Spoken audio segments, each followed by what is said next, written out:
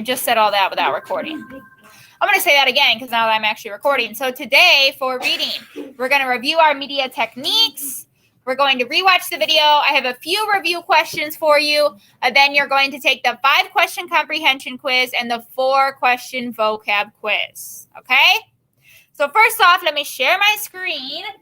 Go over our media techniques again, just in case someone forgot. Come on, computer.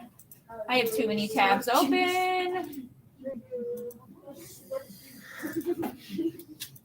All right, so we discussed 5 main media techniques, and our video happens to have them all 5 of them in there. Does every single form of media always have all 5? No, just like in our McDonald's commercial yesterday, we didn't really have an expert. There were people making the sandwich, but we wouldn't say they're the people who, invented the sandwich. So we wouldn't say they were an expert part of, for our McDonald's thing yesterday. So remember, media techniques are how boys and girls up front. Alex, unless you want to teach this to the class, I'm going to need you to have your voice off, sir. So remember, the media techniques are the thing the author does to either inform us, entertain us, or persuade us. Someone give me, what is a type of media that would be informational? What type of media would be informational, Mason? Something with experts. Something with experts? What else? It's literally what we watched this week. What type of media would be informational or to inform us? Ethan? The video that we watched. Yeah, it's an informational video. A documentary. All of those would be informational. What? Give me an example of media that would be for entertainment. Abby? TV shows. TV shows. Or how about the movie Moana? Like, that's for entertainment, okay? A radio playing a song. That would be for entertainment. Someone give me an example of a type of media that would persuade us. Phoebe? A commercial telling us, go buy McDonald's crispy chicken sandwich like what we watched yesterday. So, let's review one final time. Sound elements are anything that we blank. We hear. They're either music or sound effects or the narration. Someone tell me why narration is a sound element and not a visual element. Why is narration sound element and not visual, John? Because someone's talking and you can't see them. Right, you can't see the narrator, you can just hear them, which makes them be a sound element. And then we have the experts. The expert is the person who is, it's basically their job to study it. Who was our expert in the Great Alaskan Earthquake video? Isaiah? Patty Burns, the lady who is a geologist. She studies Earth, which includes earthquakes, so she's an expert. And then there's the other type of expert sometimes, and there were 4 of them in the video, Mason. First-hand account people, first-hand witnesses. They were there. Those 4 people were there during the Great Alaskan Earthquake, so they could be considered an expert because they were literally there and lived through it. Live action, we talked about that. That's when events or characters or people, objects, real things happening. Like in live motion, we had the live motion when the things fell. Then we have animation. We all know what animation is. Animation is when it is a computer-generated, like cartoon-like, showing us something. There were a few forms of animation.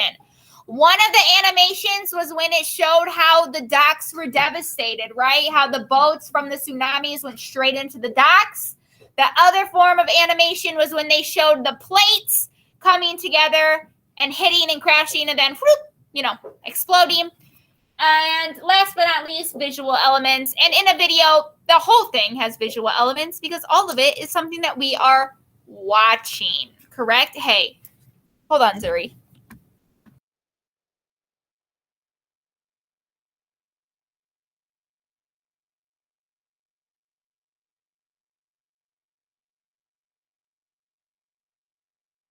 Hi, Zuri, we're back. Okay, does anyone have any questions on our media techniques? If not, we're gonna watch the video again because why not watch it for like the like 15th time this week. Maddie's going to hit the likes.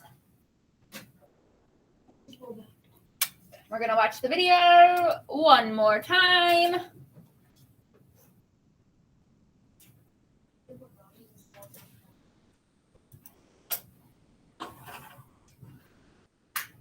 If my computer ever loads. Oh, maybe that's the problem.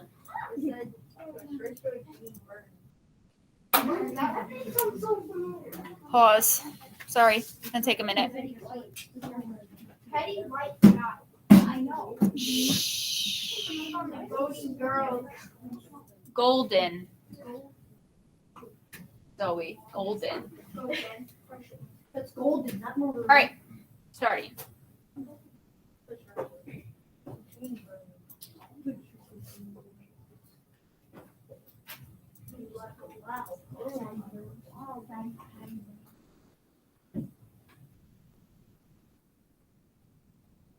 What is happening here? Come on, computer, we can do it.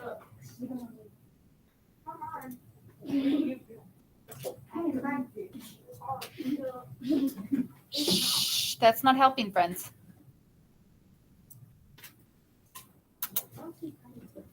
Sorry.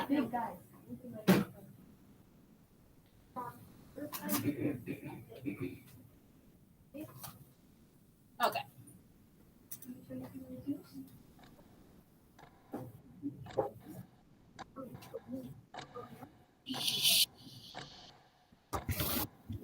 There was a loud boom, like a bomb or something went off, and I was standing just right off the end of the planks on the dock. And there was a noise. It was kind of a rumble. Like a deep thunder, only it sounded like it was coming from under the earth.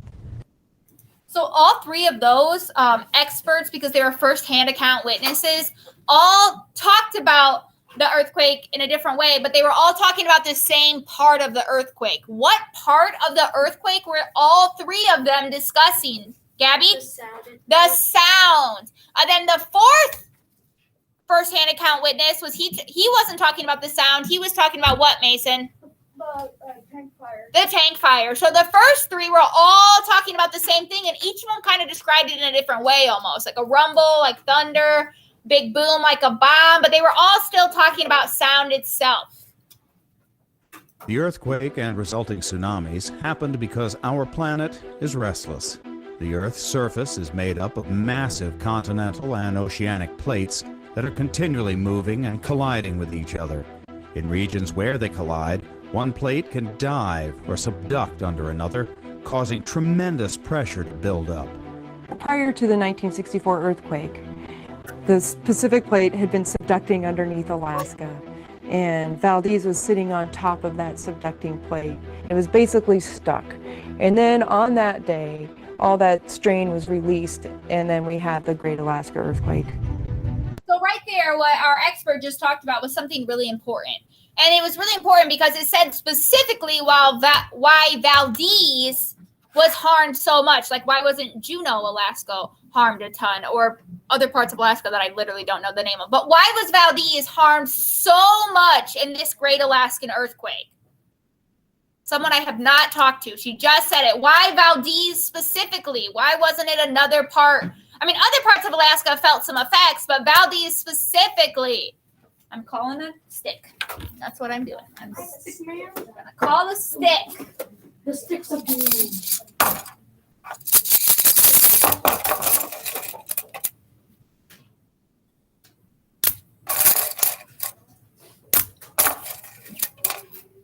Alicia, why was Valdez specifically harmed so much?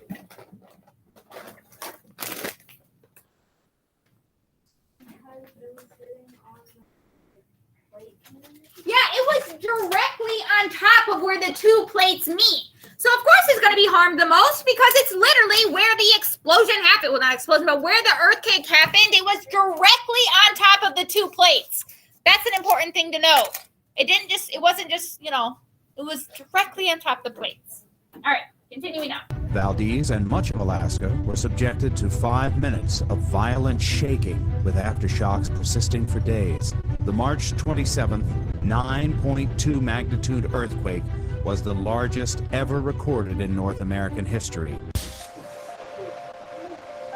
The Earth's violent shaking caused 98 million cubic yards of these unstable sediments to literally break off, generating local tsunami waves up to 30 feet high. The slide devastated the docks. Most of Valdez itself was spared heavy wave damage. However, 5 brutal minutes of shaking left a profound mark on the community. During the earthquake, an oil stove, fell over and caught fire to the building, and that spread to the tank farm, and it fed upon itself. One tank would catch fire and start burning, and then that would go to another tank, and it went from one to another. The whole town settled during the earthquake. The ground dropped almost 9 feet near the waterfront and shifted sideways as much as 30 feet in town. All but maintenance personnel and a few others evacuated the town of Valdez. There were some people that left and never came back. In the following years, in the years following the disaster, Valdez was rebuilt on more solid ground about 3 miles away. All right, Maddie, lights back on.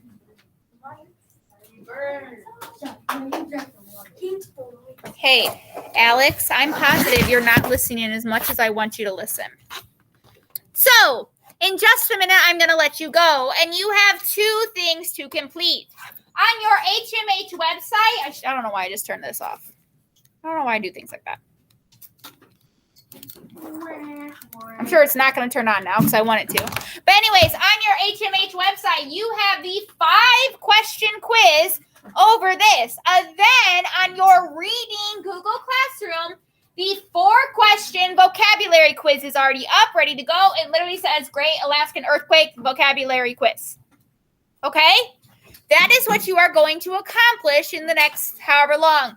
If you would like to watch the video again on your own, feel free to plug in your headphones. You can watch it again. I don't care. You can use it to help you on your 5-question quiz. After your quiz, you have 2 choices.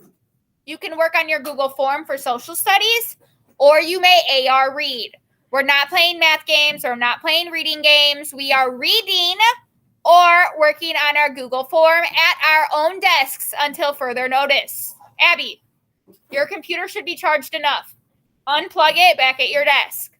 Are there any questions before I let you all get to work? All right. Bye, Zuri. I'll see you later. Social studies is our next live. And for me at 11:55. But make sure you check with Mrs. Sittig. I don't know what you guys are doing for reading RTI, so check with her. Okay? See you later.